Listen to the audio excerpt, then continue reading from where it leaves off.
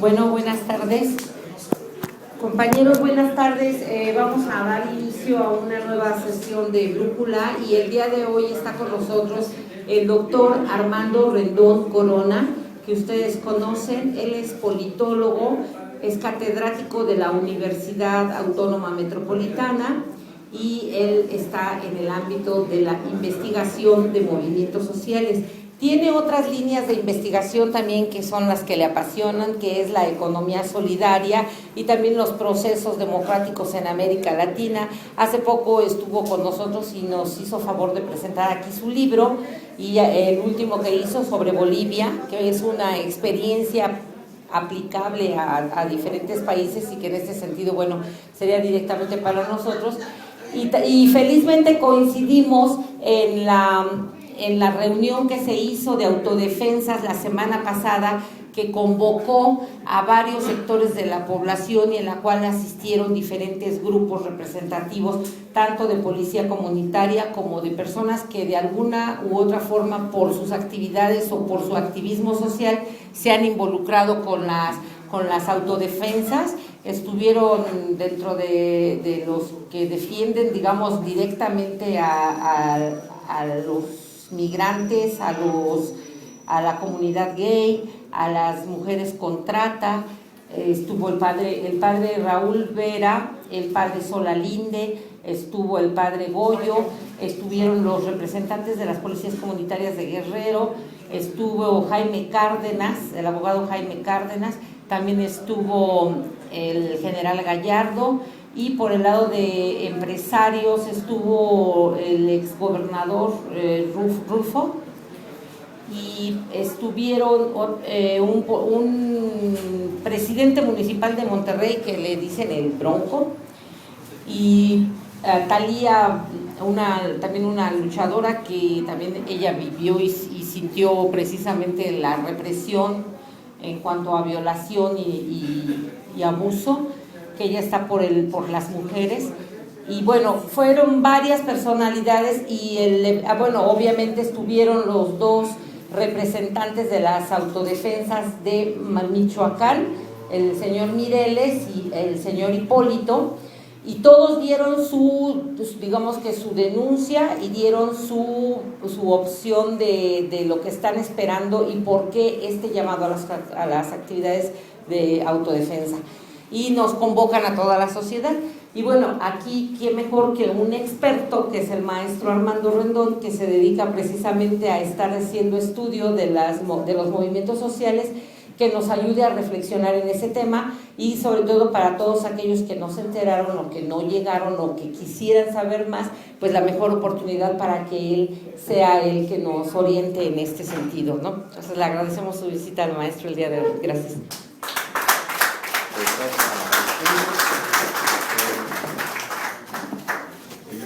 Dijo mucho, pero voy a decepcionar. Este es un trabajo sencillo, alguien descriptivo sobre las policías comunitarias. Así comencé, pero no lo he terminado. Yo creo que se va a llevar un buen rato, pero termine. Yo había comenzado con la policía comunitaria de la Coordinadora Regional de Comunitarias en Guerrero. Pues es un caso muy especial porque ella tiene 18 años, va para 19, pero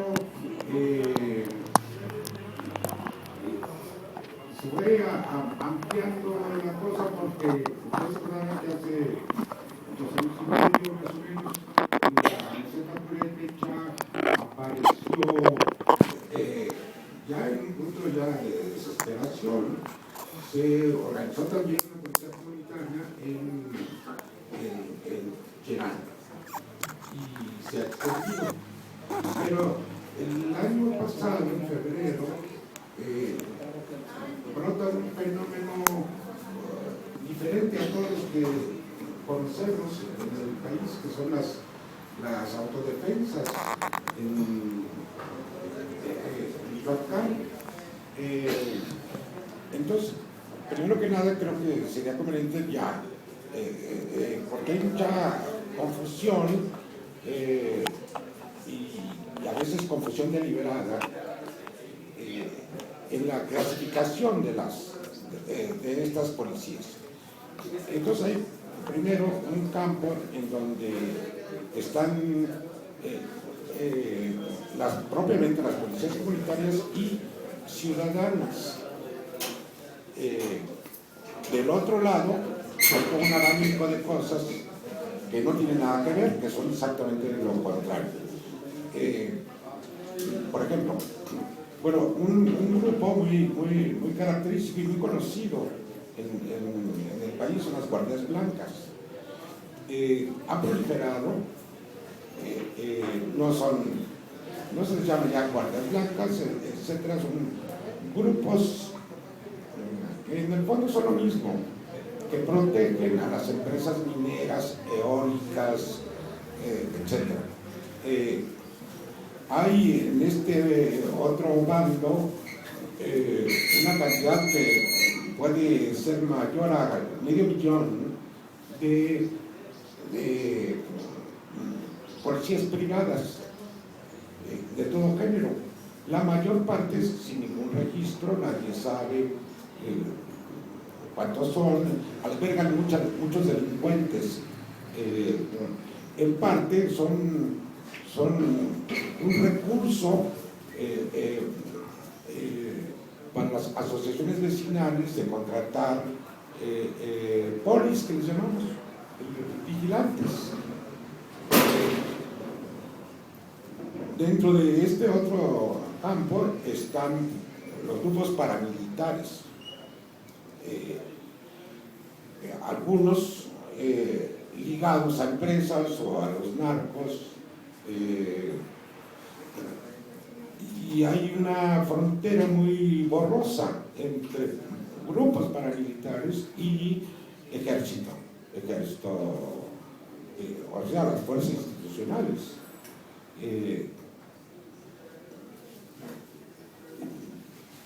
El fenómeno que aparece, que crea la mayor confusión desde el año pasado, es que partes de la delincuencia organizada en Michoacán, particularmente los templarios, pero también la familia, nueva generación, se han disfrazado de guardias comunitarios. Entonces hay todo un abanico de fuerzas civiles, o sea, no estatales, armadas, que ejercen violencia y que dominan a las poblaciones mediante la violencia. En el lado de las policías comunitarias y ciudadanas también hay un abanico. Pero para llegar a organizar una policía ciudadana, una policía comunitaria, hace falta mucho. Aquí llegar a un punto de desesperación para que la gente se vea impedida a tomar esa decisión. Estaba escuchando discursos de gente del gobierno, del presidente de la Comisión Nacional de Derechos Humanos, de la Comisión de Derechos Humanos del DF, del procurador, del subprocurador, de políticos, diputados, senadores, etcétera, que son los que han sembrado la confusión. Un tópico constante que lo vemos aparecer es que estas organizaciones civiles se hacen justicia por propia mano. Y bueno, hay otra solución a esto, porque la justicia por propia mano remite a otros problemas. Uno que no se cansan de repetir es que el Estado es el único autorizado para utilizar la violencia legítima. Tiene el monopolio de la fuerza legítima. Pero lo que no vemos desde hace ya bastantes años es que este monopolio lo ha roto no la sociedad civil, sino la delincuencia organizada, que abrió un campo de violencia que unas veces ataca a las fuerzas del gobierno, pero otras veces no. No les voy a adelantar la lista, pero he hecho una lista de los agravios que comete la delincuencia organizada, los cárteles. Lo conocemos muy bien: extorsiones, secuestros, violaciones. Yo tengo registrado cerca de 30 formas de atacar a la sociedad por parte de estas bandas organizadas. O sea, la lista de agravios es grande, y las consecuencias de esa violencia delincuencial son tremendas. No está claro, pero puede ser más de 250,000 desplazados por la violencia. Tampoco se sabe, y acaban de salir con su domingo 7 el procurador y otros, acerca de las desapariciones forzadas o forzosas, que son secuestros y asesinatos que cometen las fuerzas públicas. Y eso es una forma de violencia extrema y legítima, fuera de toda la legalidad, cualquiera que sea que se argulla. Entonces,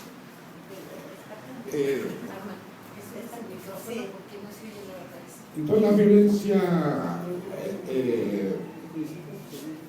el monopolio de la violencia no existe. Y sobre todo cuando hablamos de la violencia legítima del Estado. No existe porque el Estado usa de manera extrema la violencia, no para corregir alguna enfermedad, una patología de la sociedad, sino porque el conjunto de las fuerzas armadas toman a la sociedad como un objeto de exacción, de robo. Cualquier policía, etcétera, ataca ferozmente. Son un tipo de energúmenos que no conocen el respeto a las personas ni nada.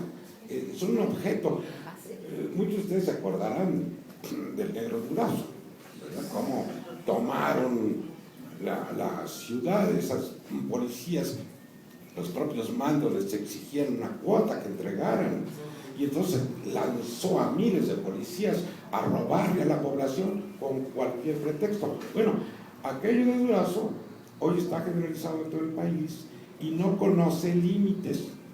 Por eso digo que el Estado rompió ese principio que parece sacrosanto y que todos los políticos usan en sus discursos y en sus declaraciones todos los días. No hay tal monopolio de la fuerza legítima.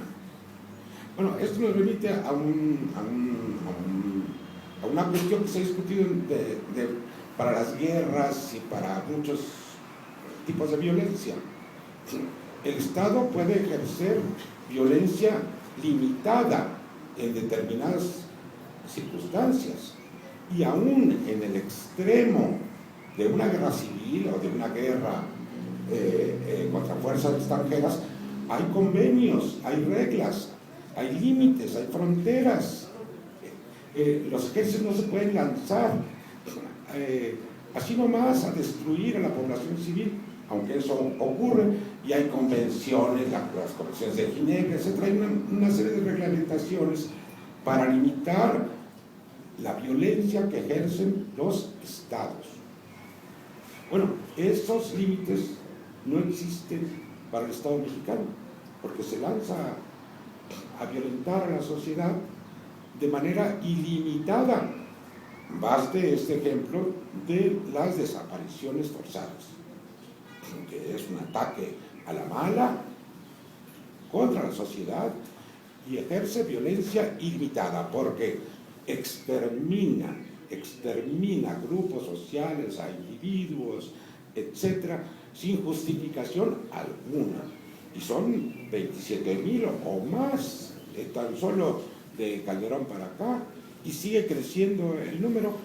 Hace unos días la PGR declara que solamente son 8,000. Mienten en todo, mienten siempre. Bueno, por su lado, los delincuentes no conocen límites para ejercer la violencia. Es una violencia ilimitada, es una violencia extrema. Entonces la sociedad se encuentra en medio de estas fuerzas violentas y no tiene a quién recurrir. No hay ninguna solución desde el punto de vista legal, institucional, para defenderse de estos dos tipos de violencia, la de los delincuentes y la del Estado. Entonces, vivimos en una situación de violencia extrema y hay muchas otras formas de violencia que aparecen y que se van incrementando poco a poco. La sociedad entra toda en un estado de descomposición, de degradación, de bestialización, y un ejemplo de ello es este alboroto que traen desde hace unos días para acá sobre el bullying que ha existido. ¿Quién no fue a la primaria y no le pasó o no vio? Pero lo que está ocurriendo ahora es una cosa generalizada, particularmente en la educación pública, pero las privadas tampoco están exentas. Y otras formas de violencia, los feminicidios, son formas extremas, pero que ejercen individuos contra las mujeres. No son las bandas organizadas, que también hay de esto, bandas organizadas liquidando mujeres en Chihuahua, etc. Pero el feminicidio es otro fenómeno de violencia de personas concretas, de hombres contra mujeres concretas. Pero es otra forma de la violencia. Entonces ya vamos dos, el bullying y el feminicidio. La trata de personas es un tipo de esclavitud que se ejerce por medio de la violencia. Quizá no tan extrema, pero puede llegar a serlo. Hay violencia contra los ancianos, lamentable violencia intrafamiliar que ejercen los padres, sobre todo contra los niños, contra los hijos, en fin, y la lista es larga. Yo estoy haciendo una lista de formas de violencia dentro de la sociedad, no la que ejercen las organizaciones delincuenciales o el Estado, sino que los propios individuos. Por eso digo que hemos llegado a un extremo de degradación de todas las relaciones sociales, dejando aparte la violencia que ejercen los patrones sobre los obreros, sobre los trabajadores, que lo vemos, es cosa de todos los días, algunas formas suaves y otras que llegan a las golpizas, la violencia física, que solamente se conocen en estas formas bajo la esclavitud o la servidumbre, pero eso es una cosa tan vieja como muy vieja. Pero como ya no hay límites al poder patronal, porque antes había los sindicatos, no se podía recurrir a un tribunal, etc. Hoy ha desaparecido todo eso, los trabajadores están completamente indefensos. Y entonces los patrones ejercen violencia directa sin freno, porque no hay quien ponga freno. Algunos casos hemos visto de tiempo en tiempo que nos alertan sobre la existencia de ese fenómeno, un coreano que golpea a un trabajador, un libanés que maltrata a un empleado, etc. Pocas veces aparece en la prensa, la televisión, este fenómeno y muchas otras modalidades de violencia. O sea, vemos que la sociedad mexicana está metida en un torbellino de violencia. No sabemos cuántos. Hay muchos indicadores sobre esto de la violencia, pero por ejemplo, los asesinatos dolosos ligados a la delincuencia, no sabemos cuántos son. Pueden ser 80,000, pueden ser 120,000, bajo los gobiernos panistas, más lo que está sumando, quizás se aproxima a 20,000 bajo Peña, pero no sabemos, porque obviamente cuando hay tensión no hay registros precisos sobre este tipo de asesinatos. En fin, entonces uno dice, ¿y la sociedad cómo se puede defender? No hay manera de hacerlo por un fenómeno que ha aparecido, tampoco es nuevo, ya tiene sus años, la asociación entre la delincuencia organizada y el Estado. Bueno, pero el Estado es una entidad abstracta, es un conjunto de instituciones, leyes, reglamentos, no sé cuánto. Entonces, pues la clase política que dirige al Estado y los servidores, no solamente los que elegimos de vez en cuando, sino todos los empleados que están abajo de ellos, que designan ellos y que ejercen el verdadero poder. Secretarios, subsecretarios, directores, jefes de no sé cuánto, hasta abajo, hasta la policía. Todas las policías, porque ellos mismos lo reconocen, el montón de confesiones, digamos, a nivel ministerial, que reconocen que todas las policías municipales del país, ellos dijeron eso, lo han dicho muchas veces. Después sacaron mañana el periódico y alguien lo va a decir. Estaban la competencia allá afuera. Sí, pero fuerte. Más de frente. No, más cerca. Así, cerca. Está muy contradictorio aquí el asunto.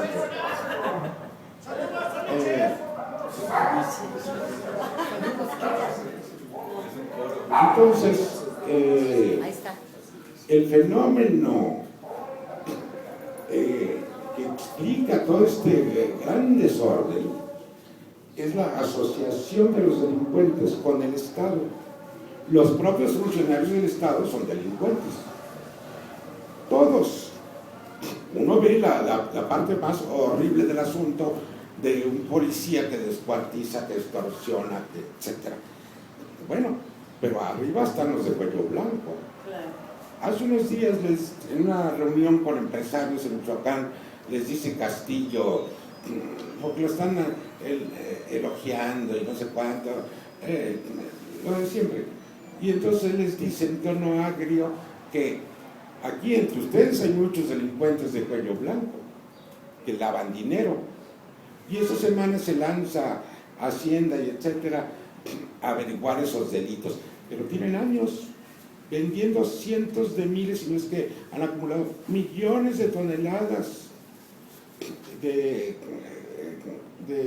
materias primas, minerales diversas que salen por el puerto de Lázaro Cárdenas y por Manzanillo. Tiene años, y eso no es un montoncito de dinero, son montañas de minerales, son montañas que son embarcadas. Hay caravanas de camiones, enormes camiones que sacan el mineral de las minas y los trasladan a los puertos, Eso no se puede esconder. A la vista de todos, los funcionarios aduanales de la Federal de Caminos, etcétera. A la vista de todos hay este tráfico. Las extorsiones suman y todos los robos de la delincuencia en Michoacán son cantidades muy grandes. ¿Se acuerdan ustedes del chino Gigón, algo así? Que lo agarran en su casa con una montaña de billetes, ¿verdad? Bueno, pero eran 250 millones de dólares. Frente a lo que está ocurriendo, no se pueden esconder. Si los apilamos, son más grandes que la Cusco. No se puede esconder. La delincuencia está en los bancos, la delincuencia está en Hacienda, todo el sistema financiero trabajando para limpiar el dinero, para transformarlo y meternos a la economía formal, digamos. Y esto que pasa aquí en México está pasando en todo el mundo, no es el único lugar donde sucede. O sea que estamos viviendo una especie de narcocapitalismo. Y en el caso de México mexicano, pero también en otros estados, un tipo de narcoestado. Narcoestado. Yo oí hace muchos años esa definición cuando en Italia no tenía freno la mafia. Y entonces estaban preocupados por este fenómeno de corrupción generalizada del Partido Demócrata Cristiano, que finalmente la sociedad lo repudió y hoy no es nada, ¿verdad? En su lugar han aparecido otras fuerzas quizá peores, ¿no? Fascistoides. Bueno, pero ellos empezaron a hablar de un narcoestado hace más de 20 años. Pero supongamos que se corrigió. Y entonces empieza a hablarse del narcoestado en Colombia. Y ahí no se ha corregido ni tiene remedio. Pero es un concepto que se expande. Y entonces es perfectamente justificado hablar en México de un narcoestado.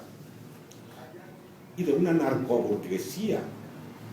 Y de un tipo de capitalismo que hace negocios por despojo.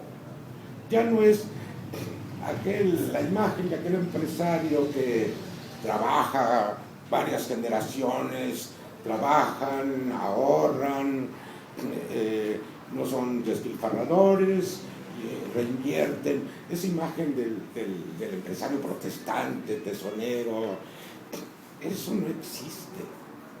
Aquí se hace una fortuna de la noche a la mañana, literalmente de la noche a la mañana por despojo. Y lo que se nos viene, pues es todavía peor, porque son las mineras, y son las eólicas, y etcétera, etcétera.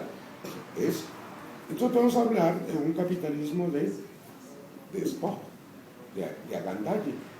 Y la idea de una acumulación originaria, paulatina, gradual a lo largo de los siglos, eso ya pasó.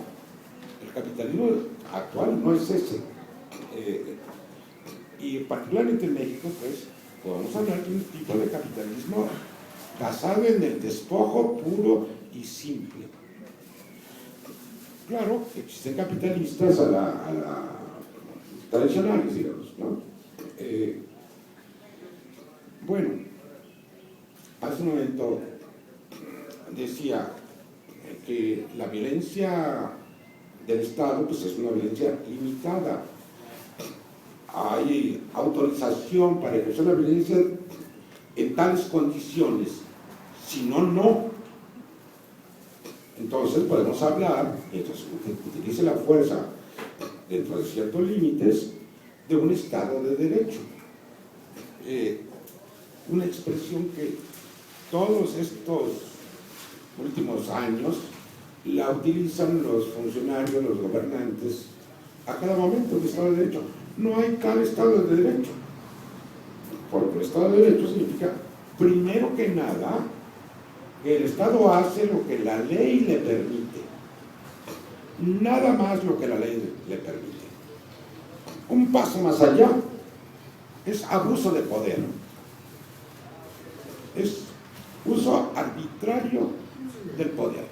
Y eso, en pocas palabras, significa tiranía o dictadura.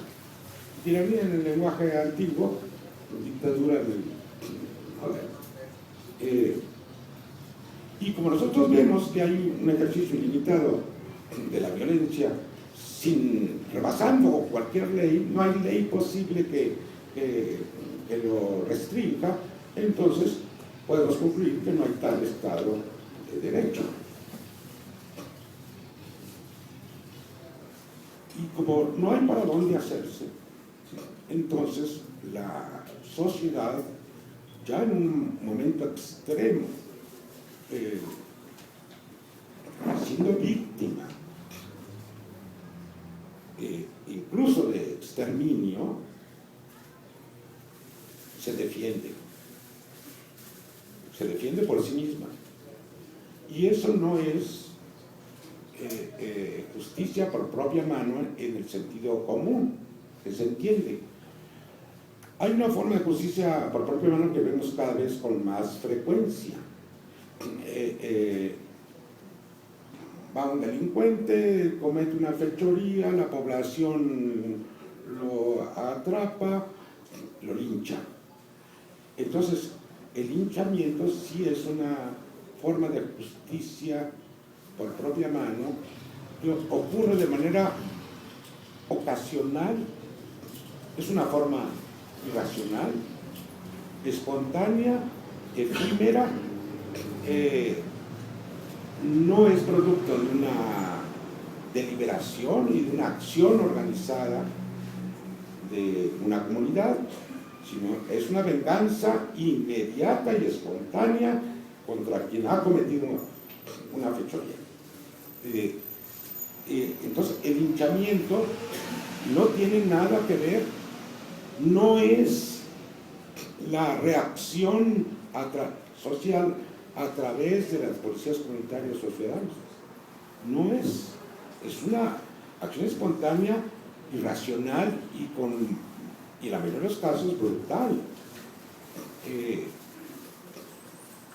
Nosotros diríamos, bueno, está justificado, porque si llamamos a la policía no viene, o si viene, rescata a los delincuentes, los protege y a la vuelta de esquina los libera,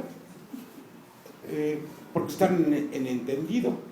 Muchos de los presidentes municipales aquí del Estado de México, para no ir tan lejos, los presidentes municipales son parte del negocio de la extorsión y del secuestro y utilizan a su propia policía, salpican por todos lados, es la misma banda. Entonces, la población reacciona iracunda y violenta y ataca al malhechor y lo mata, con mucha frecuencia lo mata o le prende fuego, etc. Esa forma de violencia ocurre porque no hay un sistema de seguridad y de justicia que proteja a la población. No hay. Entonces, el remedio más inmediato es, ustedes lo ven, y hay mantas en todo el país sobre eso. Aquí estamos organizados, si te agarramos, te linchamos. Ocurre por todos lados. Pero no es una forma que sea aceptable para la sociedad, porque es violencia ilimitada contra violencia ilimitada. En cambio, la forma de autoprotección, autodefensa, socialmente organizada, sí está justificada y es legítima. Legítima desde el punto de vista constitucional y desde el punto de vista del derecho a la vida pacífica, etc. Es una respuesta racional. La respuesta mediante policías ciudadanas y comunitarias es una respuesta racional de la sociedad. Es más, y conforme a lo que le estaba yo diciendo hace un momento, si lo que tenemos delante es un estado delincuencial, utilizó el general Gallardo la semana pasada, sus días, una expresión parecida, no la recuerdo, pero es eso, es un estado delincuencial. Y yo le agrego que ahí, en ese mundo delincuencial, muchas aristas, una de ellas es el narco, es una de ellas. Por eso dije, es un narcoestado, y hay una narcoburguesía y todo eso.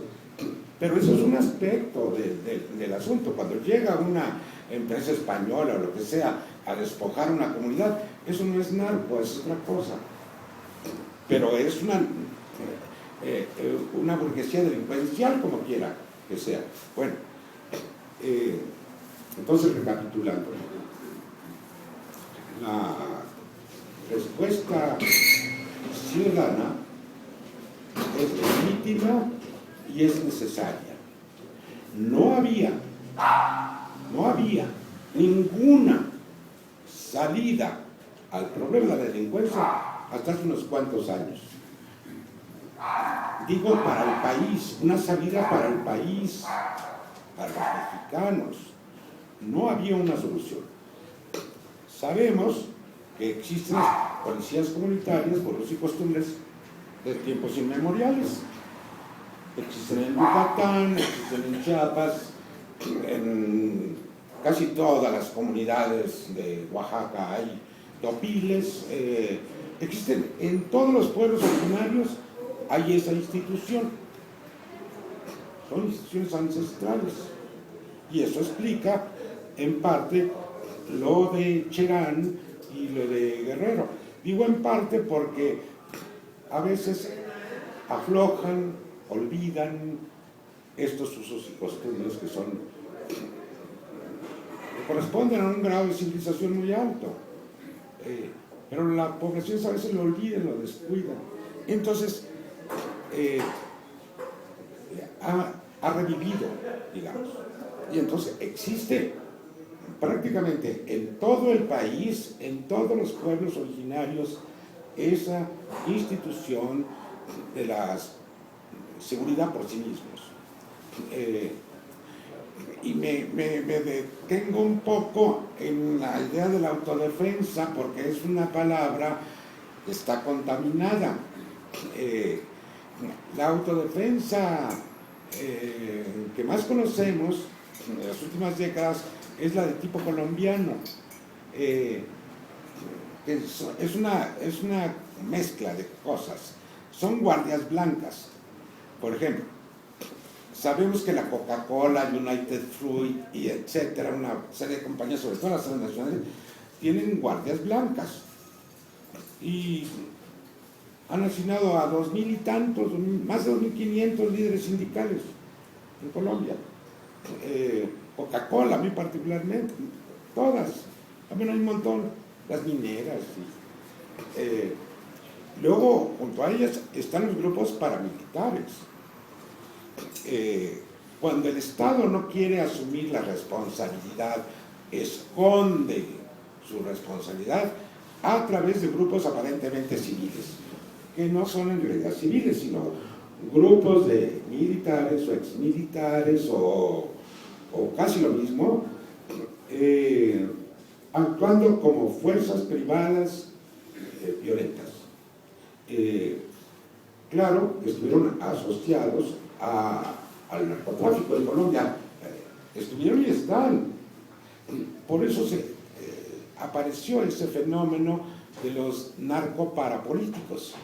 Narcos, bandas, cárteles, paramilitares y políticos. Uribe, el presidente Uribe, monstruo. Es parte de ellos, su familia, sus hijos, sus gabinetes, dos gabinetes que tuvo, 2/3 de los diputados, muchos están en la cárcel, están huidos, y otros están ahí tan campantes. La narcoparapolítica en Colombia se anticipó a lo que está ocurriendo en México. Vemos ese mismo fenómeno aquí, que el ejército se sirve de grupos armados para exterminar a sus adversarios, básicamente populares. Tengamos un poquito de memoria y veamos lo que ha pasado en Chiapas. No está muy lejos. Ahí hemos visto este fenómeno del paramilitarismo organizado en estrategias de contrainsurgencia para exterminar a los zapatistas. Claro, no lo pudieron hacer, pero lo han hecho y lo hacen, porque es una cosa, es un fenómeno que está vivo, es real, actual. Ahora está ampliado para aquello que dije hace un rato, de que las empresas mineras y las eólicas, etc., pues no es cosa de echar una mirada al mismo de Tehuantepec, cómo se las gastan las empresas españolas eólicas, con paramilitares para despojar a los campesinos de sus territorios. Eso es una historia de todos los días. No es un pasado remoto, nada de remoto, es de ahorita. Y si uno va mañana y se lo va a encontrar en el camino y le van a uno a cerrar el paso. Entonces, la autodefensa del tipo colombiano es esta mezcla de guardias blancas y cuerpos paramilitares. Por eso está tan desprestigiado el concepto. Ocurre en Michoacán que empiezan a llamarse autodefensas. Muchos de ellos, en muchos municipios y poblados, se ponen camisetas de comunitarios. Pero no son comunitarios, porque para aplicar este concepto de comunitario, hay que remitirse al concepto de comunidad. Y en Tierra Caliente, de Palcatepec, Italia, Pachingal, etc., no son comunidades tradicionales, no son pueblos originarios, son pueblos mestizos. Ahora, habrá que introducir aquí el elemento de la estratificación y las clases sociales. En el caso de la meseta purépecha, son pueblos originarios. Comienza, bueno, como digo, la tradición ya existía, pero hace 3 años, como estaban acabando, los narcos acabaron con los bosques de la región. Prácticamente que no queda gran cosa, ¿no? Y estaban acabando con los bosques de las Huellas Cherán y otros. Total que se organizaron, pusieron el ejemplo, y por un camino un poco tortuoso, porque la hace difícil el Estado, lograron ser reconocidos como un municipio de uso y costumbres, o sea, sin partidos, etc. Y crearon su propia autodefensa. Empezaron a recurrir a ellos otros pueblos indígenas, nahuas, otomíes, etc., y empezaron a coordinar las policías, es así, comunitarias, porque dependen de las comunidades. La comunidad forma un cuerpo, elige entre sus gentes, entre sus hombres, por sus cualidades de honestidad, etc., a los que van a integrar esta guardia comunitaria, ronda, etc. Tiene muchos nombres. Sin sueldo, con las armas que pueden tener ahí, sobre todo al comienzo eran armas de cacería, pero México está inundado de armas. Por eso uno de los negocios más perversos de los estadounidenses en todo el mundo, y también con nosotros lo hacen, está inundado, millones de armas. Entonces, de una escopeta para matar patos, pues pasaron a otras armas de grueso calibre y tal.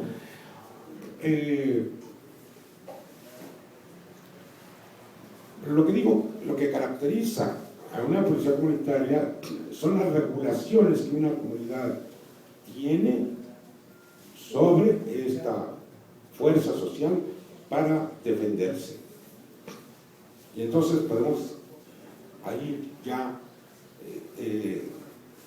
establecer una diferencia entre una policía comunitaria campesina, generalmente son campesinos pobres, a veces comuneros, con posesión de pequeños lotes de tierra, el promedio es de 5 hectáreas, son campesinos que defienden su modo de vida campesino. En el caso de Tierra Caliente, Michoacán, es otra cosa, porque allí los empresarios ricos, medianos y chicos, más los campesinos pobres, más los jornaleros, los peones, todos afectados por el terror delincuencial, se asocian. Entonces es un fenómeno pluriclasista, digamos. Quien patrocina y quien pone el billete, pues son los propietarios de las grandes huertas. Hay camionetas que tienen depósitos bancarios, empacadoras, ganaderos, etc. Todos fueron, o buena parte, víctimas de la exacción. Y otros no, porque estaban asociados, o están asociados a los templarios y a etc. Pues básicamente templarios y Jalisco Nueva Generación. Entonces, estas policías que se llaman autodefensas, sí son en buena parte autodefensas. Mireles ha venido diciendo desde que supuestamente lo destituyó Castillo y luego el Pitufo y el Americano, desde hace pues varios días está diciendo que ellos representan 32 poblaciones de guardias, tanto comunitarias, o en el caso de Ostura, en la costa, y policías ciudadanas, y han recibido el nombre así genérico de autodefensas. Eso lo aprovechó muy bien el gobierno y sus propagandistas, la prensa propagandística de la clase dominante, para asimilarlos a las autodefensas colombianas. Y como aquí anduvo merodeando el general Naranjo, que es un individuo pues, totalmente comprometido con ese tipo de delincuencia en Colombia, y se lo pescó Peña, y no dudo que haya metido las manos. Yo no lo sé, no. En fin, todo el mundo lo dice que sí, y entonces, pues puede que sí.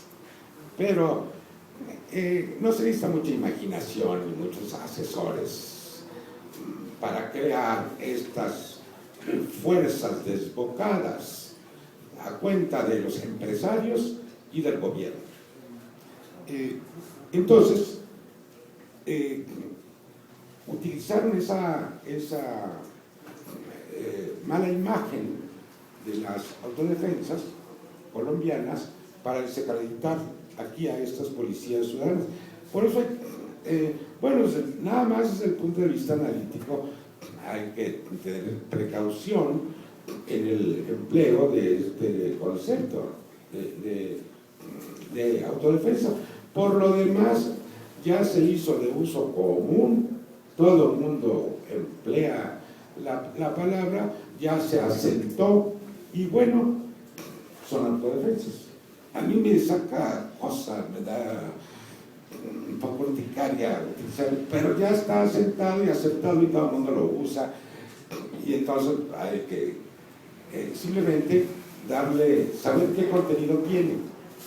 Y para mí que la fuerza está lanzando un llamamiento a las armas, pues es muy razonable, es muy real, muy objetivo lo que dice. pero haz un anuncio. Aparte del relumbrón de mucha prensa y no sé cuánto, lo del Poliforum, lo esencial de esa reunión fue el anuncio de que se forma un Frente Nacional de Autodefensas. Y entonces ya entramos en otro plano. Eso es otro cantar. Como digo, todo el mundo sabe que en el país hay policías comunitarias, por sus costumbres, de manera tradicional, aunque en algunos pueblos aparecen más recientemente. La pregunta es si todas esas policías comunitarias, topiles y rondas y demás, van a formar parte de este frente. Él dijo que ya hay participantes en 16 estados. Y entonces ahí en la tribuna, el caballero llama, y por aquí anda un compañero de Guerrero, que me ha entrevistado muchas veces. A ver, Plácido, ¿dónde andas? Bruno Plácido, de la UPUEG de Guerrero. Acusado por la crack de servirle al ejército y de ser el embrión de un cuerpo paramilitar.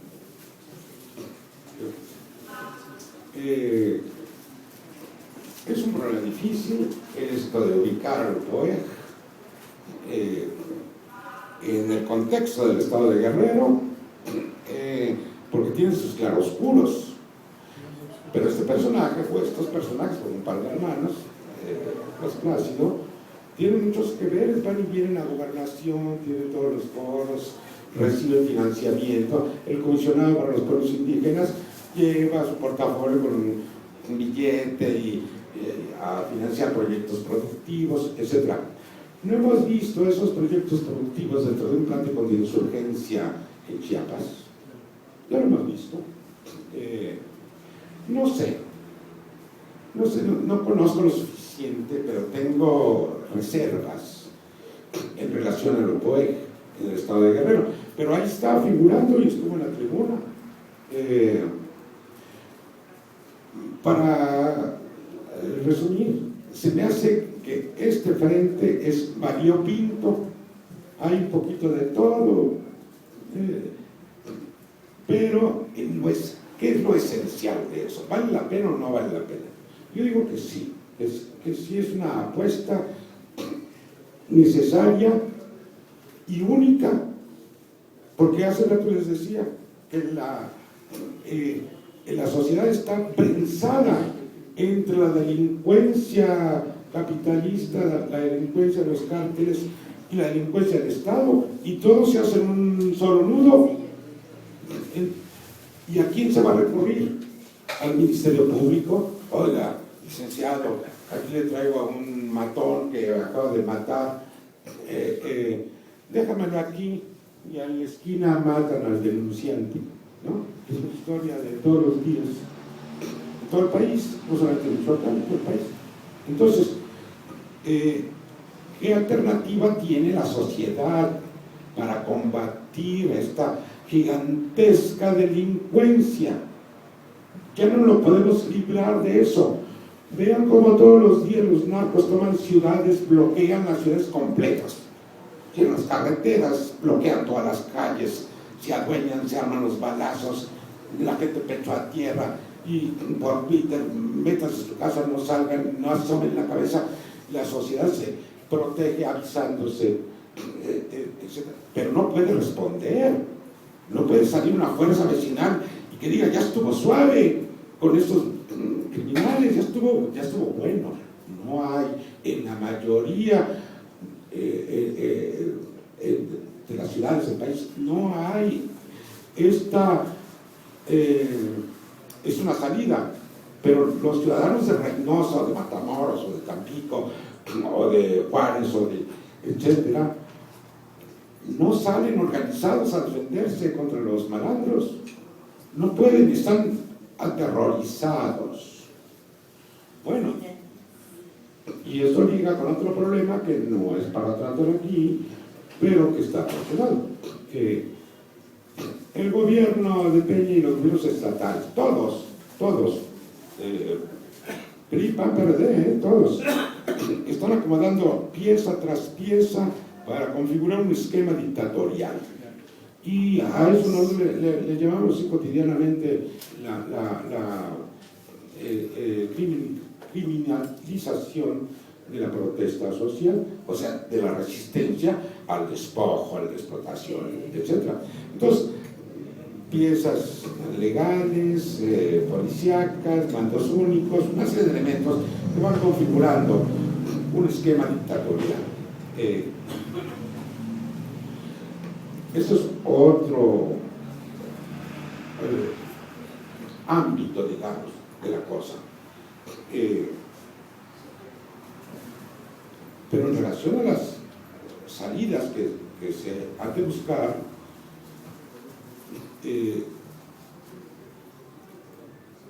se dificulta porque el Estado cae con todo el peso de sus militares y su propaganda y todo eso, para paralizar la sociedad.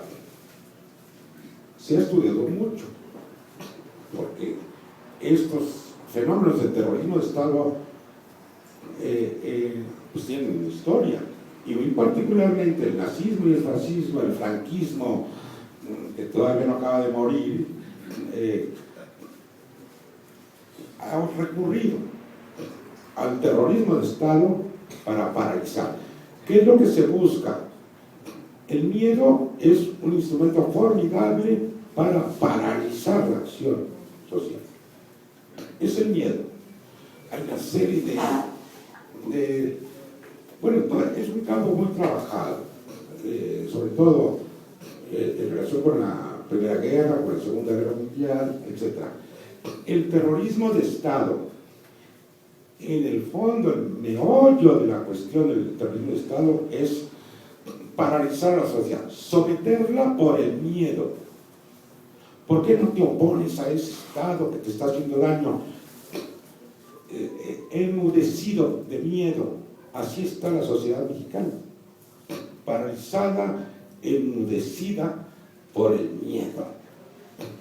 Y entonces, fíjense ustedes qué importante es vencer el miedo, porque ¿cómo la sociedad se va a poner al tú por tú en condiciones de igualdad frente al Estado? Se supone que el Estado es un producto de la sociedad.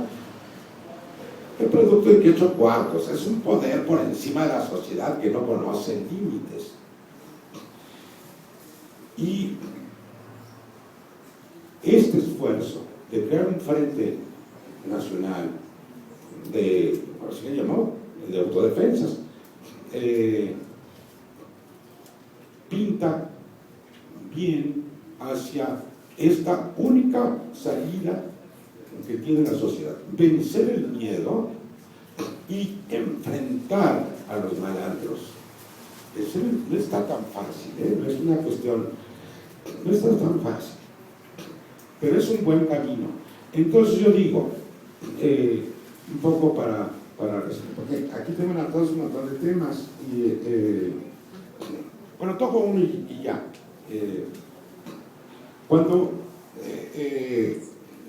una comunidad, una población llega a este punto extremo de salvar la vida colectivamente y se arma y lo logra, caso de Cherán, con todas sus dificultades, Ostula, etcétera, y la crack en Guerrero y muchas policías en el istmo de Tehuantepec, etcétera. Cuando la sociedad ha logrado detener a la delincuencia, entonces hay una autoconfianza, hay un aplomo, no son invencibles. Hay un montón de relatos de cómo cuando un pequeño grupo, incluso hubo un relato de Mireles, que habló de un niño de 14 años que se enfrentó a una banda, empezó a disparar, y no sé cuánto, y unos cuantitos que salieron ahí a disparar a esas caravanas de camionetados, encapuchados, etcétera, que sembraban el terror, y unos cuantitos los hicieron huir. Y Mireles contaba pues con mucho satisfacción, orgullo. Un niño disparó y los hizo correr. No son invencibles. Ni el Estado más poderoso y superarmado, ya lo vimos con los regímenes comunistas y en innumerables dictaduras. El Estado todopoderoso que aterroriza a una población puede ser vencido. Entonces, ¿cuál es la moraleja del asunto? Que cuando la sociedad se organiza, incluso a ese nivel, o sea, al nivel de una fuerza armada que puede ejercer la violencia, entonces ha construido un poder, y un poder armado, no cualquier poder, un poder armado que confronta a otros poderes armados. Y entonces, en esencia y en el último de los casos, lo que sostiene cualquier poder político es la fuerza, que es la última razón que puede explicar algo. También está la legitimidad, el consentimiento y todo eso, la ley, la tradición, todo eso. Pero al final de todo, un poder se sostiene en la fuerza. Y cuando la fuerza de los malandros no es la única, el pueblo ha aprendido a utilizar la fuerza limitada y legítima, entonces ha aparecido un poder social. Eso del poder popular, quién sabe, porque en el caso de Michoacán, como digo, la estructura social no permite decir tan enfáticamente que es todo popular, porque ahí está metida la burguesía en eso, y la burguesía está relacionada con el PRI y con el PAN, y con los banqueros, etcétera. Bueno, pero entonces encontramos este fenómeno novísimo, que es una fuerza organizada, armada, que hace frente a la delincuencia y la vence, y la derrota. Un hecho verdaderamente fuera de serie, insólito.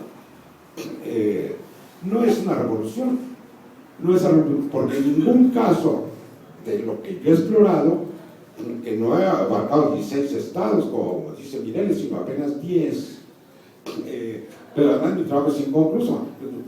Voy a seguir rascándolo a ver si encuentro los otros 6 en dónde están, y a lo mejor en una de estas se vuelven el doble, y entonces tenemos 32, y entonces, ay, sí, vamos a celebrar y a tomar champaña.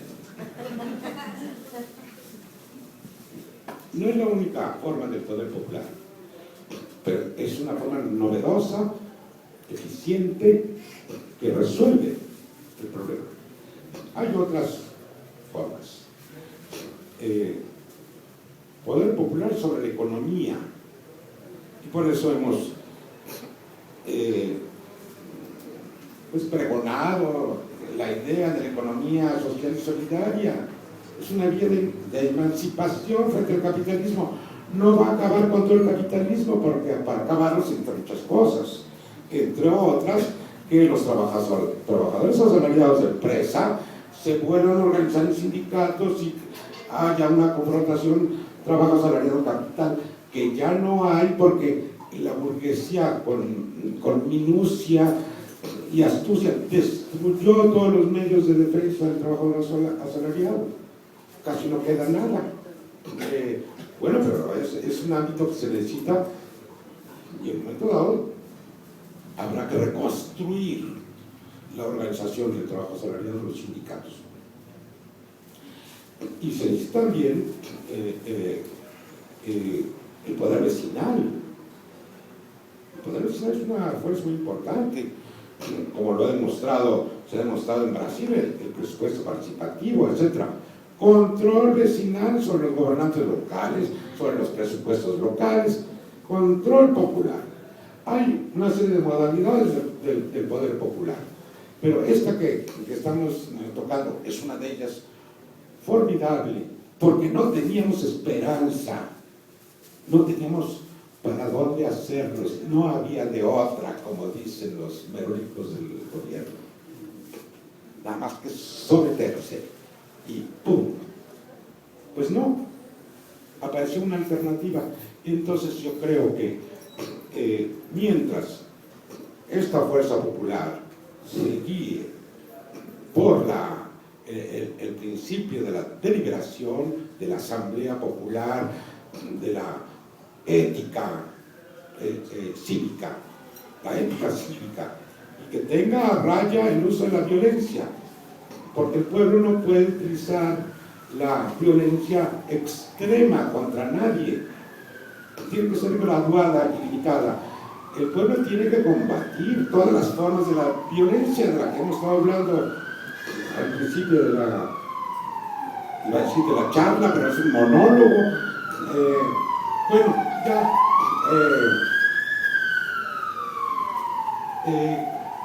pinta bien, y la autoprotección del pueblo no se limita a sacar el rifle, la pistola. Hay otras modalidades, digamos, blandas o suaves, etcétera, que puede utilizar la sociedad, el pueblo, que lo traen asorrillado, para autodefenderse. Hay otras formas, no necesariamente mediante las armas, porque echándoles montón podemos resolver muchas cosas. Mucho podemos hacer en no darle un voto al enemigo. Bueno, entonces ahí está esta opinión bastante favorable, como ustedes pueden haber oído, sobre las policías comunitarias y ciudadanas. Y ahora sí, a ver qué pasa.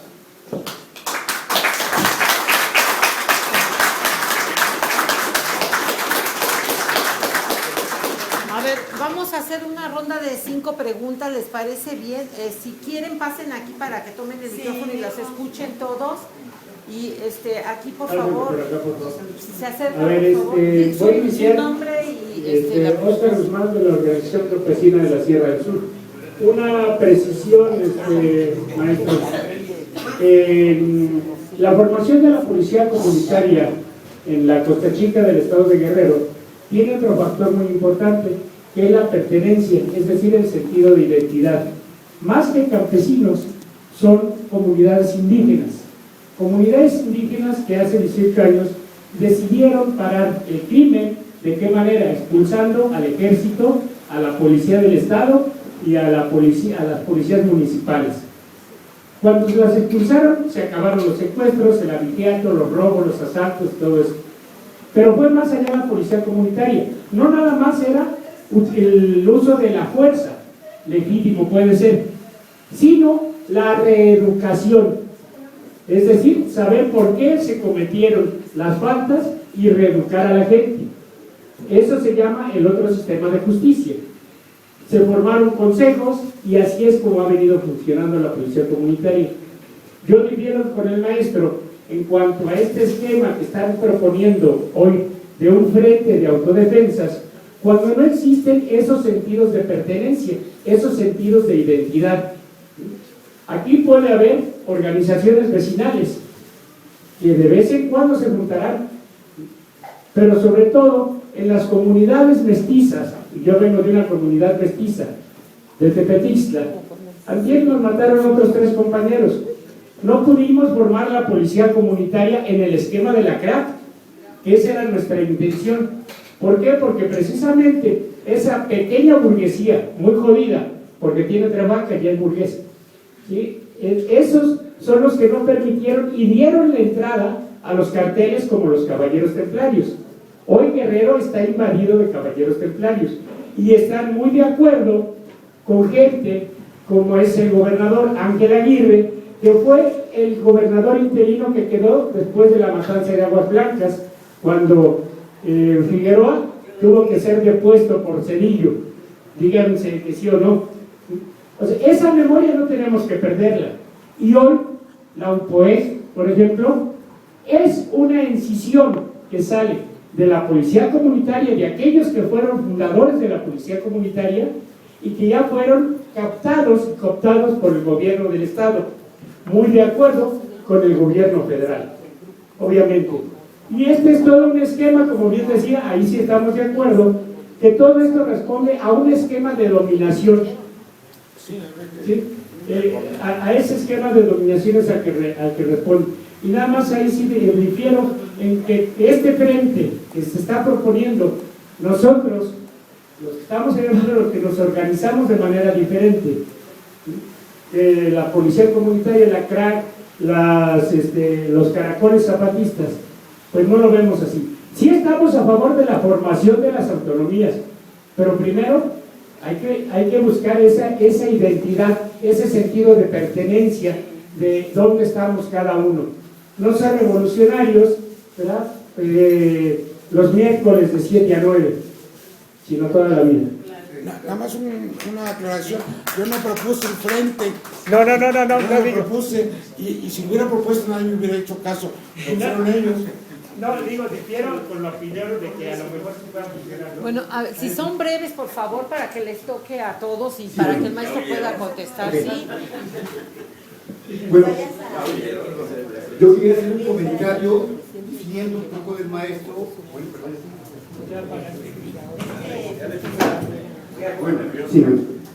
Sí, yo quería hacer un comentario difiriendo un poco del maestro en relación a la criminalidad que existe de los cárteles en alianza con el Estado. Usted habla que los carteles están más que nada ligados al PRI y al PAN. Yo difiero en ese aspecto, porque también está el PRD. Hay que acordarse que la familia michoacana es emanada del PRD, del izquierdismo que también hoy es dueño del CISEN, un exguerrillero Eugenio más, es el director del CISEN. O sea, la cooptación política del Estado mexicano para amenazar y controlar movimientos es general. Hay que recordar cuando hubo un auge de las autodefensas en Michoacán, John Kerry, el secretario de Estado norteamericano, habló de su interés por participar en ese movimiento de autodefensas, ya sea para controlarlo, porque los Estados Unidos está ya queriendo participar directamente, si no es que ya está participando, mediante asesorías y mediante armamento que está brindando al Estado mexicano. Entonces, yo diferiría del maestro en respecto a que la cooptación política para iniciar movimientos es parte de la estrategia de contrainsurgencia del movimiento político mexicano, del Estado mexicano y su descomposición, porque la espiral de violencia del bullying que está dando ahorita y de los asaltos, los secuestros que van en aumento, es porque este gobierno existe una descomposición total que nunca se ha visto en la historia mexicana.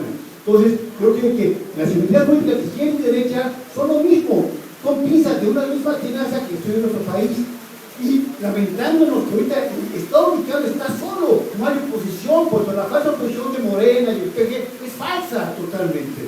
Hoy se requiere una alternativa del pueblo mexicano independiente para contrarrestar esa violencia. Gracias. Bueno, buenas noches. Mi nombre es Juan José Castillo, de la promotora del futuro de la izquierda, Flores Pagón. Y quisiera hacer algunas aportaciones a lo que el equipo de compañeros nos hizo, pues, compartir con nosotros sus investigaciones. Yo creo que tenemos que partir de él hacer el esfuerzo de compartir su trabajo. Aunque sí difiero y mucho en que el pueblo tiene miedo, yo creo que lo que tiene es desconfianza. Porque como ya lo decía el compañero que me antecedió, o sea, el Estado ahorita controla todo y con la tecnología actual, pues es casi imposible que surja un movimiento sin que sea cooptado y controlado desde su nacimiento. Creo que el pueblo, repito, no tiene miedo, porque siempre, y la historia nos lo demuestra, quien ha surgido al paso de todas estas imposiciones de violencia ha sido el pueblo, desde siempre, desde los 60 en Oaxaca, paren de contar. Aquí mi pregunta, mi gran duda que tengo, es hacia dónde se encamina esto, porque no tiene una ideología revolucionaria, y definitivamente el pueblo es el que luego vuelve a poner la sangre, ya sea contratado, ya sea por convicción, etcétera, pero el pueblo es el que enfrenta las balas, es el que pone los muertos, pero sin una ideología, ¿hacia dónde va a estar nuestras autodefensas? porque de entrada ya vemos dónde se lleva a cabo esta convocatoria en el Colifón, ¿no? Así como que, bueno, todo tiene que ser ya institucional, todo tiene que ser bajo un control. Ya desde ahí comienza a surgir ya una desconfianza, y sin embargo sentimos la necesidad de que surjan estos grupos. Entonces esa es mi duda, ¿no? Sin este respaldo ideológico, ¿hacia dónde se encaminan este tipo de agrupaciones? Mi nombre es José Luis Alonso Vargas, del Movimiento Comunista Mexicano, guerrillero en los años 70. Mi opinión, bueno, para empezar, estoy en 99.9% de acuerdo con la intervención que hizo el maestro.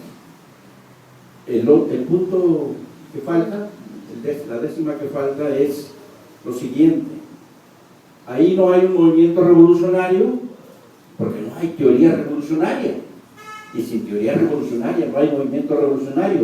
Parece dogma, pero es una verdad irrefutable. Segundo, y ya como pregunta, me parece que al maestro le faltó, si el tema era las autodefensas, hablarnos de las autodefensas, de lo que han hecho en un año, del 24 de febrero del año pasado al 24 de febrero de este año. Ellos hicieron un balance de todo lo logrado y de cómo lo lograron, de cómo avanzaron, de cómo fueron derrotando a los templarios, no al Estado, no a los templarios, sus enemigos inmediatos, y cómo fueron liberando pueblos y cómo iban avanzando y los pararon en seco en la facilidad. Esa historia, que es todo un año y que son acciones diarias y que son acciones cada vez más grandes y mejor armadas, esa historia la necesitamos conocer en detalle para saber en realidad cómo surgen las autodefensas y qué logran en un año. Y entonces sí valorarlo, ponerlo en la balanza, lo logrado, poner en la balanza lo que no lograron. ¿Cómo fue que el Estado, con su amenaza del 10 de mayo, los hizo replegarse? Yo no digo que estén derrotados, yo digo que están replegados. Mireles lo ha dicho muchas veces: a mí me matan antes que desarmarme, y voy a estar aquí en esto, aunque sea policía rural ahora o alguna modalidad. Pero si ellos se desarman, entonces sí los templarios llegan y los acaban. Y no solo los templarios, también el gobierno mismo, su ejército, su marina, sus policías federales, su CISEN, llegan y los acaban porque son enemigos del Estado ya, desde el momento en que se levantaron en armas, no solo contra el Estado, no solo contra los templarios, no solo contra el ejército de la marina, sino contra todo tipo de agresores al pueblo. Y fueron pueblos que votaron por miles. Las asambleas eran de miles, 2, 3 mil gentes votando por armarse.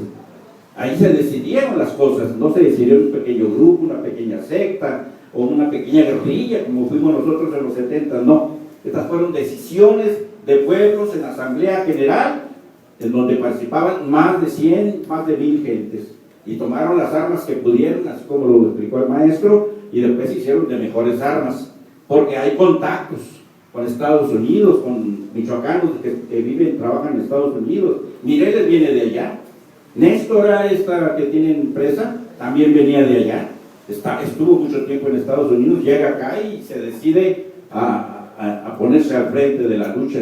En fin, esa historia de un año de las autodefensas, si es que vamos a hablar de autodefensas, esa necesitamos conocerlo.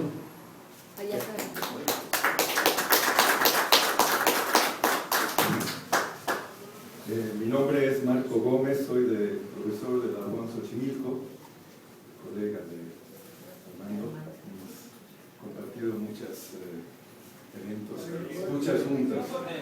Lo que quisiera señalar en esta ocasión tiene que ver con una generalización de esta situación que está pasando en México. Hay una revista norteamericana que me gustaría que todos ustedes conocieran, está en inglés, que se llama la revista de las pequeñas guerras. En inglés es Small Wars Journal, publicado por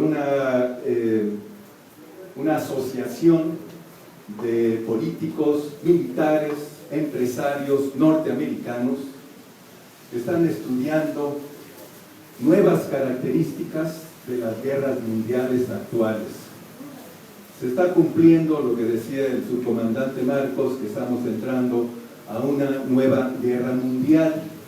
Nada más que esta guerra mundial tiene características muy especiales. Esta revista que les platico basa sus análisis en estudios, investigaciones por expertos militares sobre todo, pero también políticos y que conocen muy bien las condiciones sociales y económicas de muchos países del mundo. Se basan en estudios que han hecho en Irak, en Afganistán, en estas insurrecciones populares que hubo en todos los países árabes. Se basan en las experiencias que ha ocurrido en Colombia, etc. No tengo la lista de todos los países que han estudiado, pero lo que quiero decir con esto es que tienen una visión global de lo que está pasando. Ellos plantean que estamos entrando a una nueva era de guerras. Estas guerras son guerras civiles, pero son guerras ya no en donde se enfrentan ejércitos contra ejércitos, sino que como está muy fragmentada la sociedad, se enfrentan partes de la sociedad con otras partes de la sociedad. En estas guerras pequeñas, que constituyen toda una guerra civil mundial, dadas las condiciones actuales de fragmentación de las luchas, de desaparición de los partidos comunistas, de ideologías, de los partidos socialistas auténticos, de los partidos anarquistas, de sindicatos, en este mundo sumamente fragmentado, ideologizado en parte, etcétera, etcétera.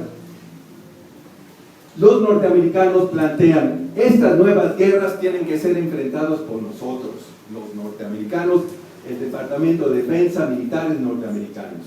Y tenemos que saber actuar en el terreno cómo se están dando estas guerras. Esto que se describe en México, la situación de Michoacán, en donde por un lado hay narcotraficantes, por otro lado guardias blancas, por otro lado pueblos auténticamente comunitarios organizados con sus propias demandas, etc. Es decir, en esta fragmentación de infinidad de participantes en estas guerras, los norteamericanos dicen, hay que saber actuar en estas condiciones, porque ya no tenemos enemigos claros, ya no sabemos exactamente quién se nos va a lanzar. Hoy son los narcos, mañana son grupos paramilitares de otro estilo, pasado mañana son insurrecciones populares, guardias comunitarios auténticos. No sabemos. El enemigo no está claramente identificado.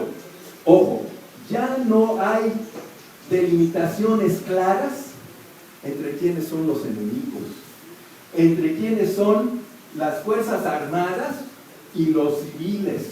Ya no hay una distinción clara entre esa composición que en las guerras clásicas así era. Entonces lo que dicen es, hay que desarrollar desde el punto de vista del poder imperial una capacidad para desarticular y para usar esas guerras a nuestro favor. Bueno, es muy interesante ver la actuación del gobierno de Peña Nieto en el caso de Michoacán.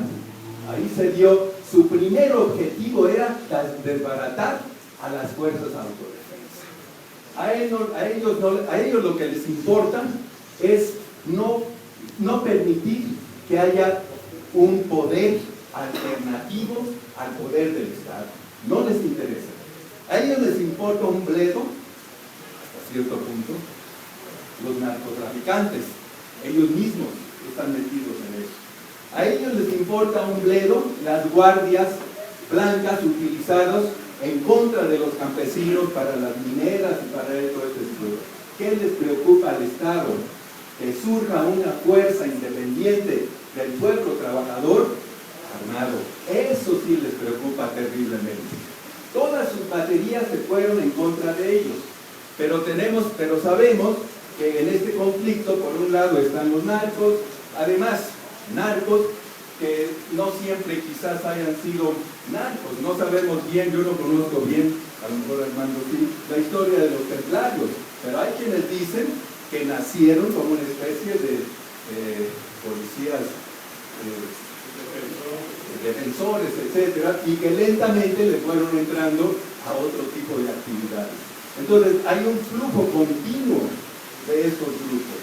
Y los norteamericanos estudian esto con precisión científica para saber cómo enfrentarse a toda esta situación. ¿Por qué digo todo esto? Porque en nuestros análisis tenemos que ser muy cuidadosos de seguir bien los hilos. Eso es una cosa realmente impresionante de Armando, de cómo va mostrando la composición de clases, cómo va mostrando el carácter distinto, etcétera, de este tipo de cosas. En eso hay que fijarse mucho. Yo no sé qué puede pasar de este llamamiento de niveles, etcétera.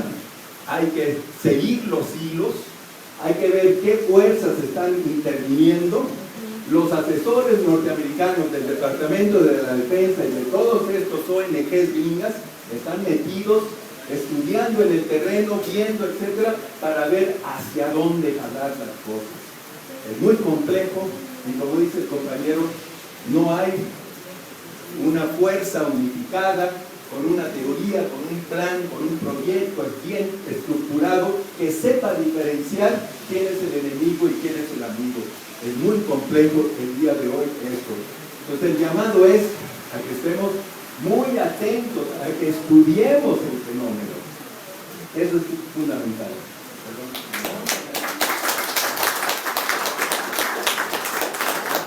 Me llamo David Valencia. Yo vengo literalmente con unas preguntas. En este caso, yo pienso que antes de que se pueda contestar la pregunta ¿qué han hecho las autodefensas durante un año? Primero debemos reconocer que el Estado está renunciando a su obligación constitucional de garantizar la seguridad de todos y cada uno de los habitantes de este país. Esto es innegable. Entonces, ¿para qué va a usar las fuerzas que actualmente tiene y que sigue promoviendo? Porque vemos constantemente afiliaciones y reclutamiento con unos sueldos que ya los quisiera ganar un profesionista.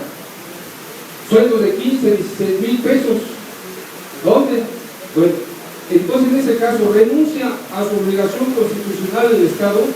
El uso legítimo de la fuerza tiene alguna regulación, tiene un principio, tiene un fin, porque esto es completamente ambiguo. Las fuerzas legales exclusivamente estarán para reprimir las protestas sociales. ¿Qué pasó con los carabineros? Bueno, el bullying yo pienso que lo están usando como una medida de distracción, aunque sí afecta a la población, pero es una medida de distracción para que la gente se vaya por otro lado. La violencia que tiene realmente el Estado son con sus reformas hacia nosotros el pueblo. Esa es la violencia real que existe en este país, la que está utilizando este sujeto con sus famosas reformas. Casos concretos, para que les sirvan para su estudio. En el norte del país, de la buena costa, que al viajar por las carreteras está siendo utilizada la fuerza, inclusive de las policías estatales, para poner retenes en carreteras federales, cosa que exclusivamente debe ser para la gran policía federal, y ponen unos retenes de miedo. Son kilómetros que tienen pagados a los vehículos. Entonces, esas fuerzas, en lugar de estar protegiendo a la sociedad, están siendo utilizadas ahorita, en la actualidad, están siendo utilizadas para andar registrando usted que llega con su carrito o su vehículo o en el camión de pasajeros. Entonces, en ese caso,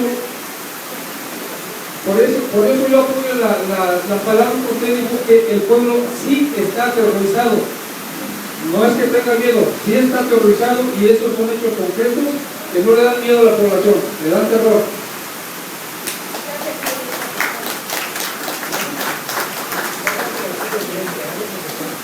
Muy buenas noches, compañeros. yo solamente quiero decirles que he seguido la lucha de las autodefensas del país y estoy convencido de que ciertamente, como dijo un compañero hace un momento, no hay una ideología que las identifique, pero quiero decirles que en América Latina se han sucedido muchos movimientos que no han tenido una base teórica de los tradicionales, de los ortodoxos, de la izquierda. Las izquierdas realmente son anacrónicas en la medida de que son dogmáticas, creen tener la verdad en sus manos y eso no es cierto. Las autodefensas nos han demostrado con los hechos que sin ideología se puede actuar, pero encaminándose. Yo he seguido a Mireles y al mismo otro compañero, Hipólito Mora, y ellos están promoviendo una organización de la gente que, como todos nosotros, tenemos inquietudes y pues algunos hemos tenido años de militancia política en las diversas tendencias, hay maoístas, peronistas, leninistas, estalinistas, y yo he estado siguiendo, por ejemplo, el movimiento de la gente. La gente ha tenido momentos de mucha lucidez, de orientación realmente pendiente a la creación de asambleas o organismos de base. Nosotros creemos en la organización en la que yo milito, creemos que es necesaria la creación y el estudio, la formación de nuevas teorías que interpreten la realidad, porque esta realidad que estamos viviendo no tiene nada que ver con la de hace 50 años. Entonces, las acciones que llevemos a cabo, aunque aparentemente sean contradictorias o que aparentemente no tengan una ideología convencional, están en el camino de la lucha y yo creo que debemos apoyar todas las formas de lucha, sobre todo partiendo de asambleas, es decir, nosotros debemos constituirnos en asambleas de nuestros lugares a donde estamos, ya sean colonias, ya sea en los centros de trabajo, porque les decía yo en la cuestión de la gente, yo la he visto con posiciones aparentemente revolucionarias y sin embargo se repliegan y terminan con planteamientos básicamente gremiales y estas cuestiones gremiales pues reducen la posibilidad de una lucha frontal, una lucha más amplia. Yo creo, como lo han demostrado las asambleas de las autodefensas, donde se han organizado los pueblos, gente que no tiene formación política, sin embargo tienen la conciencia y la pertenencia de un grupo, de su grupo social. Entonces, yo les convido a que participemos todos en la medida de nuestros entornos y hagamos lo posible. Ahora, sí es necesario tener una formación política y en ese sentido es importante entender que hay que establecer teorías y reconocer que, bueno, eso es, estamos en un proceso, por lo tanto hay que seguir adelante. Gracias.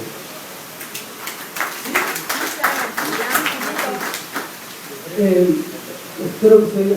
Bueno, yo sí coincido plenamente con lo que dijo el profesor Armando, especialmente en una palabra que a mí se me quedó.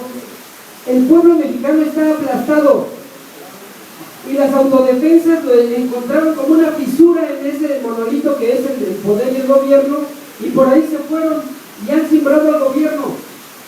No se había logrado esto desde el EZLN, que si yo no me acuerdo, el EZLN es una cuestión indigenista. Aquí las autodefensas abarcan todo, a todos los sectores, abarcan a las diversas clases de sociedad que hay en Michoacán. El EZLN pues, nada más se quedó en el indigenismo, ni siquiera contempló a los trabajadores y ahí siguen, ¿sí? Entonces yo creo que este es un paso muy mucho más allá que se ha dado y que es como que nos están señalando por dónde nos tenemos que ir. Si empezamos a meter aquí cuestiones de ideología, que se tienen una formación, pues es como una excusa para seguir no haciendo nada.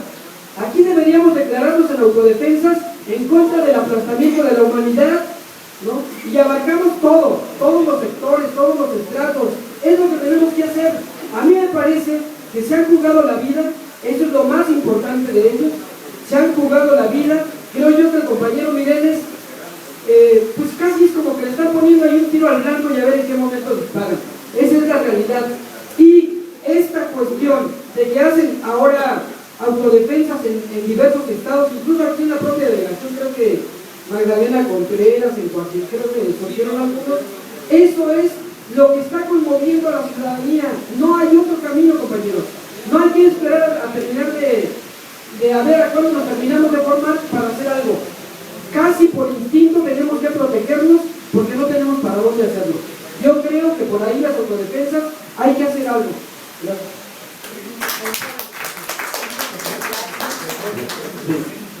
René Torres Bejarano, profesor investigador del Instituto Politécnico Nacional. A mí me interesó mucho pues, esta parte de las autodefensas, pero no en forma específica lo de autodefensas. Nosotros en el Politécnico hablamos de autopoiesis en general, y autopoiesis viene de autogobierno, autogestión, autoadministración, autodefensa, autonomía, etcétera, etcétera. A partir de esa idea pues, académica, pues yo investigué lo de los cracks de Guerrero, ¿sí? Participé en Cherán, conocí desde Cherán desde hace 3 años lo que está sucediendo.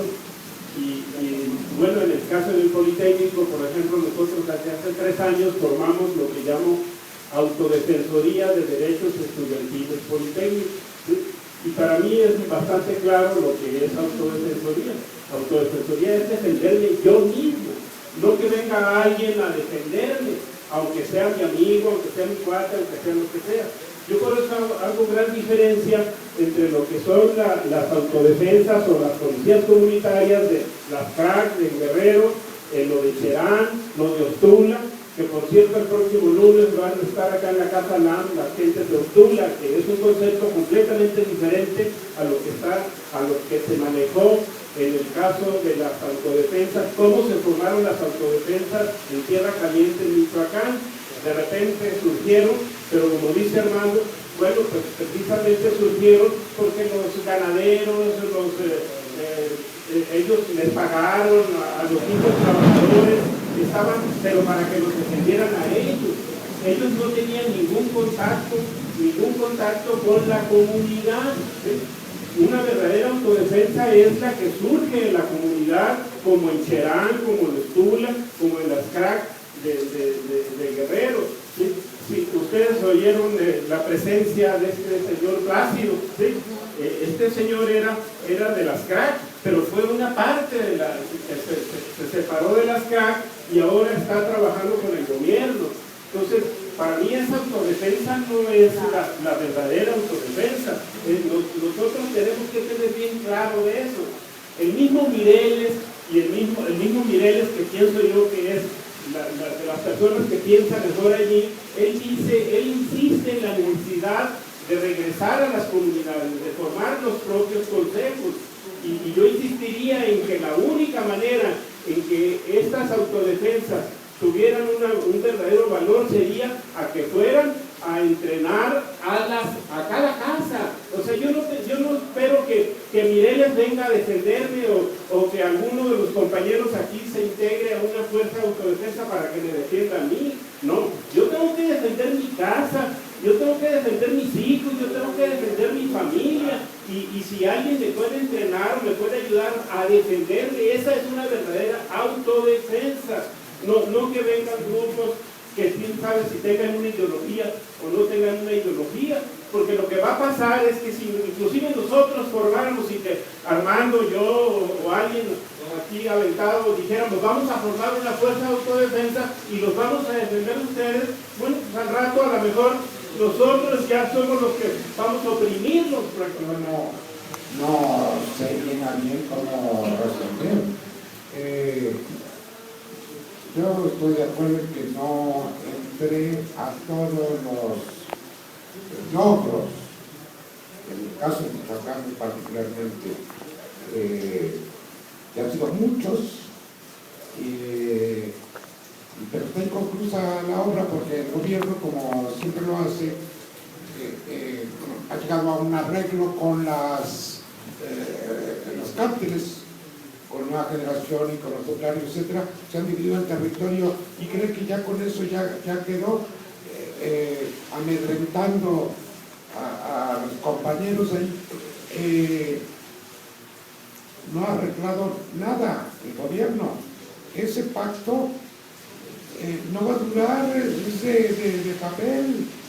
Eso que anda haciendo Castillo ahí, haciéndose el gran dictador, no va a ningún lado.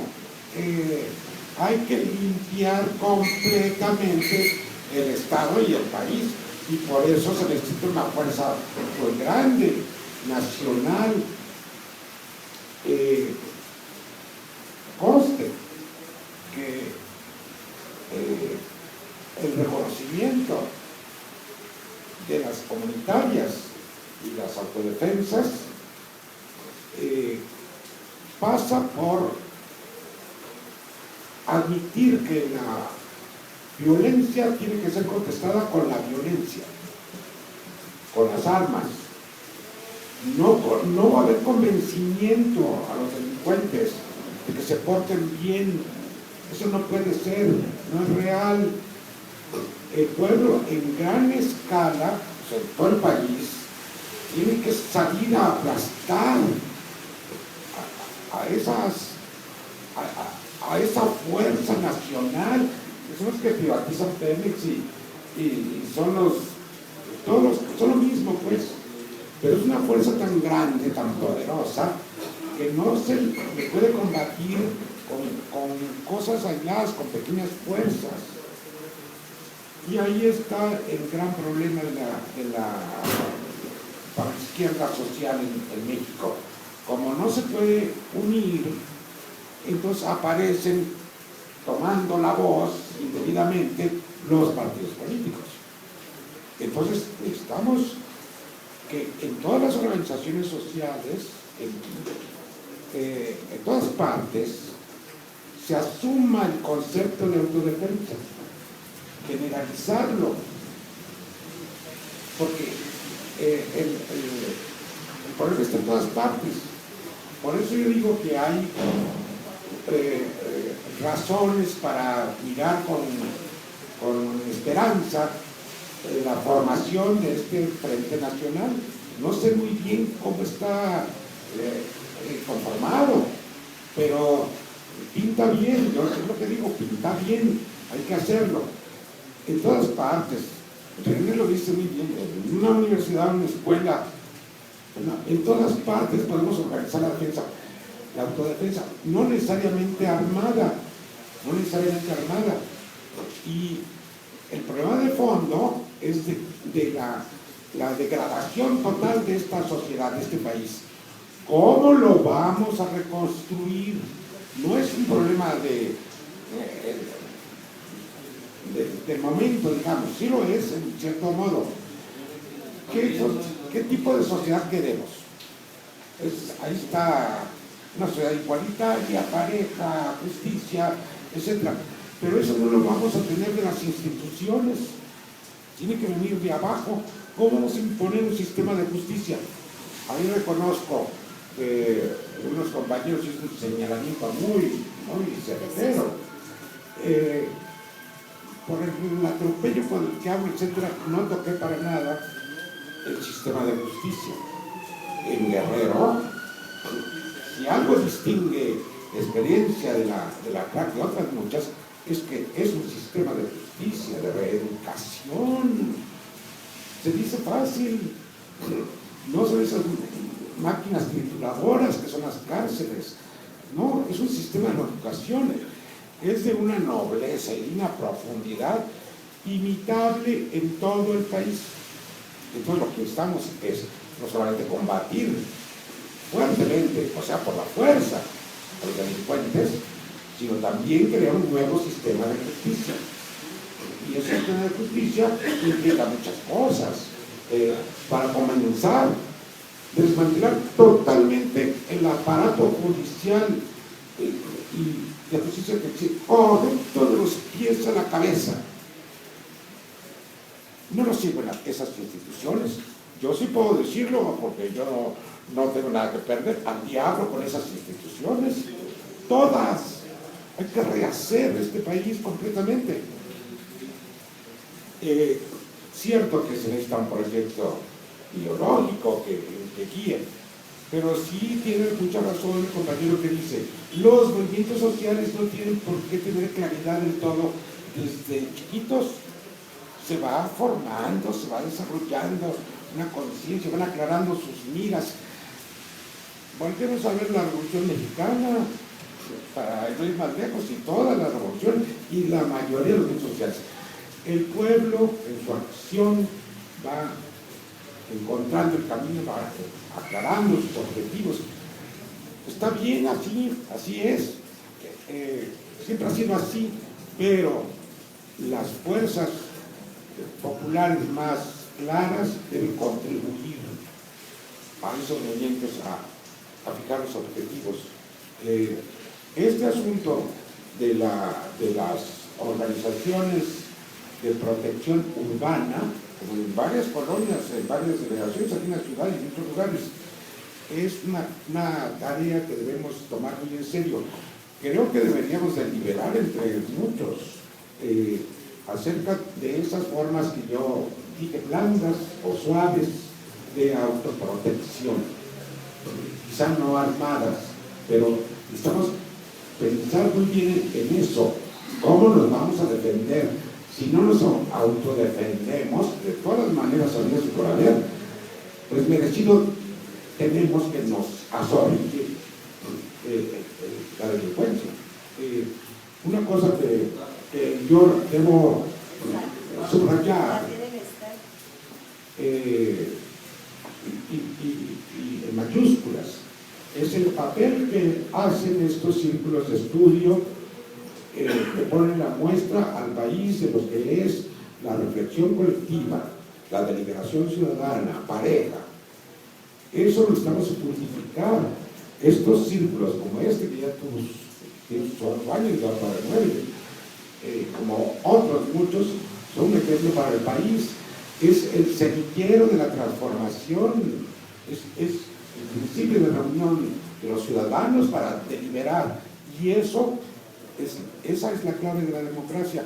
Yo les agradezco mucho que me hayan atendido, que me hayan escuchado y tenemos